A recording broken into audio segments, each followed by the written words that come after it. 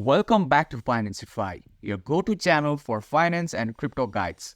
Today, I'll walk you through how to activate the Safepal wallet on your mobile device. Let's get started.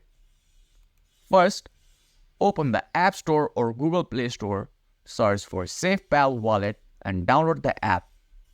In my case, I've already downloaded the app.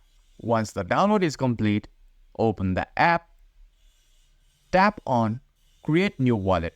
You'll be prompted to set up a wallet name and password. Enter a secure name and password, then tap Next.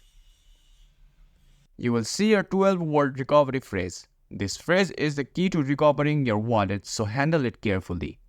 Write down the phrase on paper, not on any digital device, and keep it in a secure place. Once you have written down the recovery phrase, tap Next. Now, you will need to verify your recovery phrase. Select the word in the correct order. Once verified, tap Confirm. You are all set. Your Safepal wallet is now activated.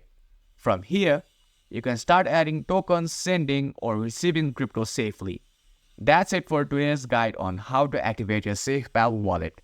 If this video helped, don't forget to like and subscribe for more finance and crypto tutorials.